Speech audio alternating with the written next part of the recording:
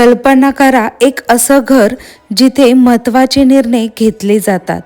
जगातले मोठे मोठे नेते भेट द्यायला येतात. इथं राहणाऱ्या व्यक्तीला जगातली सर्वात शक्तिशाली व्यक्ती मानलं जातं आणि ते घर म्हणजे हे व्हाईट हाऊस. गेली 200हूनही अधिक वर्ष हे घर जगभरातील लोकांचं लक्ष वेधून घेत आहे. पण आजचा प्रश्न आहे, सामान्य माणूस या घराचा खरा अनुभव घेऊ शकतो का? आणि याच उत्तराच्या शोधात आज आपण निघालो आहोत एका भन्नाट प्रवासावरती, जिथं व्हाईट हाऊसचा इतिहास, त्याची रहस्य आणि त्यामागच्या गोष्टी अगदी जवळून आपल्याला बघायला मिळणार आहेत. चला तर सुरू करूया आजचा हा प्रवास. ही जी समोरची बिल्डिंग आहे ते आहे the people's house, a White House experience. इथं आपल्याला व्हाईट हाऊसचा इतिहास आणि व्हाईट हाऊसबद्दलच्या अनेक गोष्टी आपल्याला आधुनिक तंत्रज्ञानाच्या मदतीने इथं अनुभवता येणार आहेत. आतमध्ये आल्याच आपल्याला व्हाईट हाऊसचं सगळ्यात मोठं असं मॉडेल दिसतं आणि या मॉडेलवरती लाईट आणि डिजिटल प्रोजेक्शनच्या साहाय्यानं व्हाईट हाऊसच्या स्थापनेपासून आजपर्यंतचा इतिहास इथं आपल्याला दाखवला जातो. व्हाईट हाऊसचं बांधकाम 1792मध्ये सुरू झालं. त्यानंतर 1800मध्ये अमेरिकेचे दुसरे राष्ट्राध्यक्ष जॉन ॲडम्स आणि त्यांच्या पत्नी हे पहिले रहिवासी ठरले. 1814मध्ये बर्निंग ऑफ वॉशिंग्टन दरम्यान ब्रिटिश सैन्यानं व्हाईट हाऊसला आग लावली. त्यानंतर इमारतीची पुन्हा बांधणी करण्यात आली. या डिजिटल मॉडेलवरती लाईट, ॲनिमेशन आणि प्रोजेक्शनच्या साहाय्यानं व्हाईट हाऊस कसं बदलत गेलं आणि वेगवेगळ्या राष्ट्राध्यक्षांनी त्यात कोणते बदल केलं आणि आजची इमारत कशी तयार झाली हे आपल्याला दाखवलं जातं. विशेष म्हणजे या व्हाईट हाऊसमध्ये एकूण 6 मजले आहेत. या मजल्यांवरती 132 खोल्या आणि 35 बाथरूम आहेत.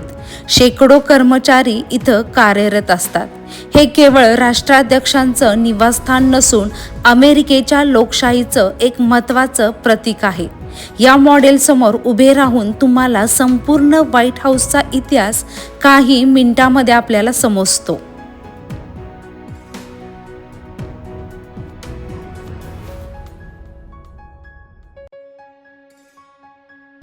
इथं व्हाईट हाऊसमधल्या अनेक खोल्यांची माहिती आणि तिथं राहणाऱ्या अनेक व्यक्तींचे कामं इथं त्यांच्या कथा आकर्षक पद्धतीनं इथं सांगितल्या जातात.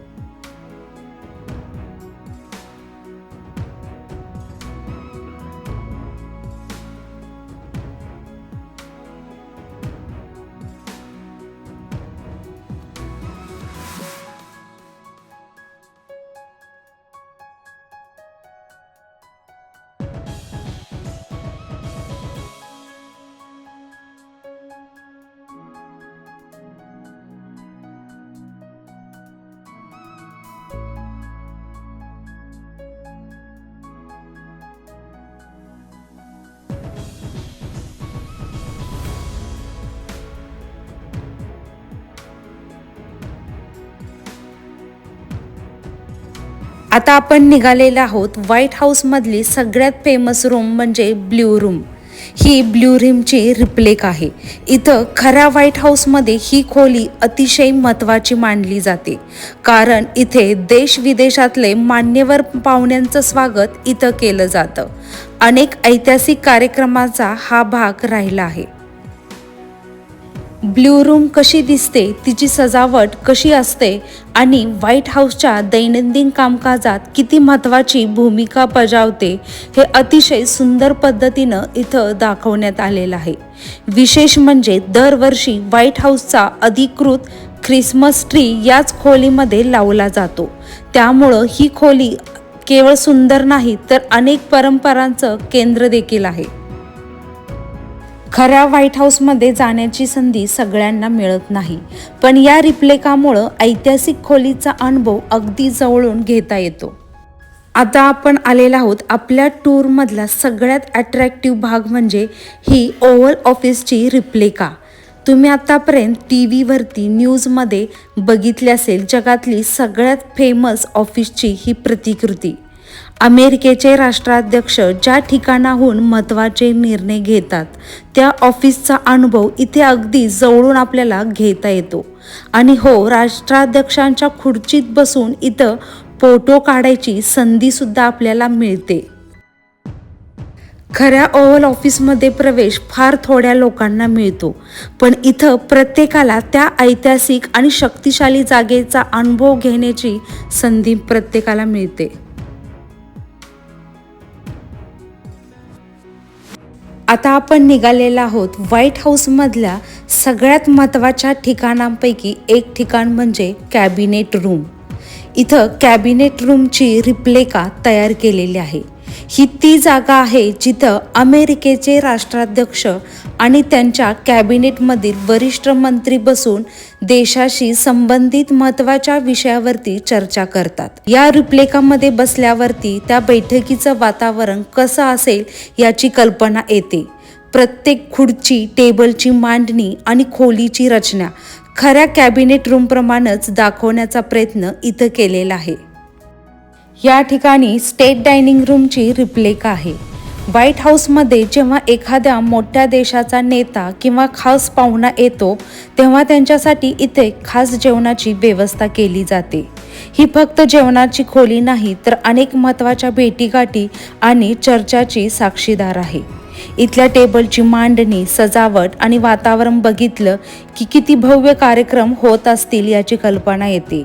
या रिप्लिकामुळं आपल्याला व्हाईट हाऊसमधील या खास खोलीचा अनुभव अगदी जवळून घेता येतो.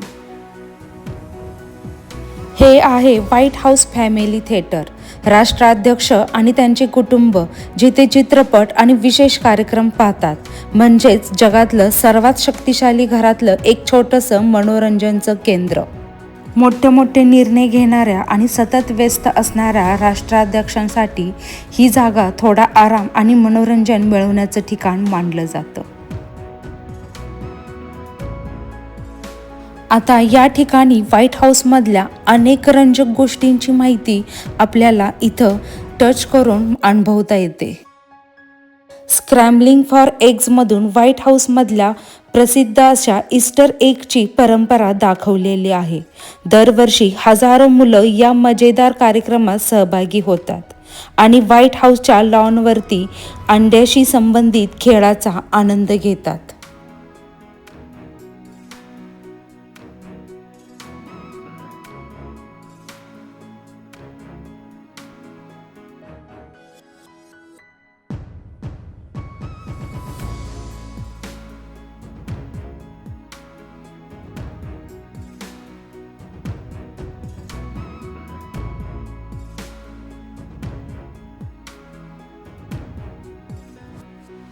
सीसेम स्ट्रीट हा अमेरिकेतला एक फेमस मुलांचा शैक्षणिक कार्यक्रम आहे. व्हाईट हाऊसमध्ये फक्त राजकीय कार्यक्रमच होत नाहीत तर शिक्षण, संस्कृती आणि मुलांशी संबंधित अनेक विशेष कार्यक्रम देखील आयोजित केले जातात. अशा सांस्कृतिक कार्यक्रमांमधील संबंध दाखवण्याचा प्रयत्न इथं केलेला आहे. व्हाईट हाऊसमधली फोन सिस्टम आणि राष्ट्राध्यक्षापर्यंत महत्त्वाचे कॉल कसे पोहोचवले जातात याची माहिती मिळते. पडद्यामागे काम करणाऱ्या कर्मचाऱ्यांची ही एक रंजक झलक इथं दाखवलेली आहे.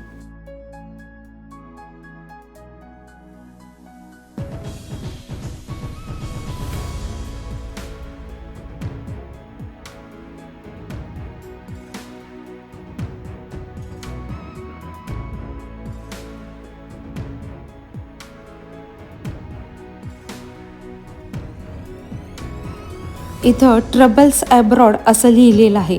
याचा अर्थ असा की अमेरिकेबाहेर जगात कुठेही काही समस्या किंवा संकट निर्माण झालं की त्याचा परिणाम व्हाईट हाऊसवरती कसा होतो हे इथं दाखवलेलं आहे.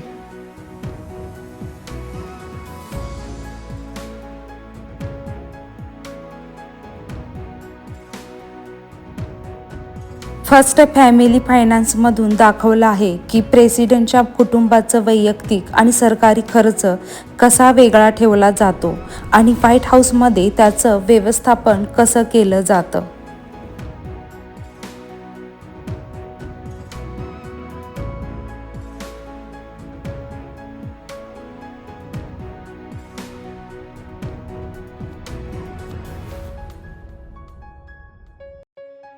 व्हाईट हाऊसला एकच कोडनेम नसतो. खरं तर सिक्रेट सर्व्हिस प्रत्येक प्रेसिडेंटची फॅमिलीची वेगळी कोडनेम ठेवते. म्हणजेच प्रेसिडेंट बदलला की कोडनेमसुद्धा बदलू शकतात.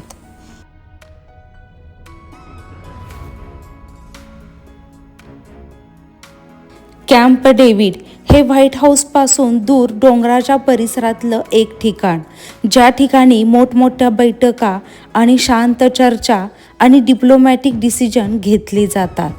व्हाईट हाऊसच्या गोंधळापासून दूर जाऊन महत्त्वाच्या चर्चा करण्याचं हे खास ठिकाण. व्हाईट हाऊसमधून महत्त्वाचे निर्णय घेतले जातात, पण त्या निर्णयाची तयारी आणि अंमलबजावणी होते ती या बिल्डिंगमधून. ही आहे एक्झिक्युटिव्ह ऑफिस बिल्डिंग आणि ही बिल्डिंग आपल्याला या खिडकीमधूनच बाहेर दिसत आहे.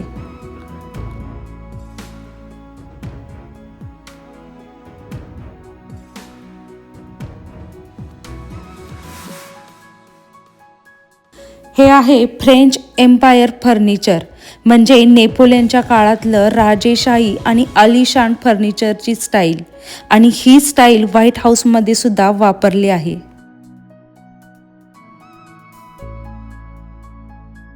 व्हाईट हाऊसमध्ये आलेल्या खास पाहुण्यांसाठी किंवा विशिष्ट कार्यक्रमांसाठी फुलांची सजावट कशी केली जाते हे इथं दाखवलेलं आहे.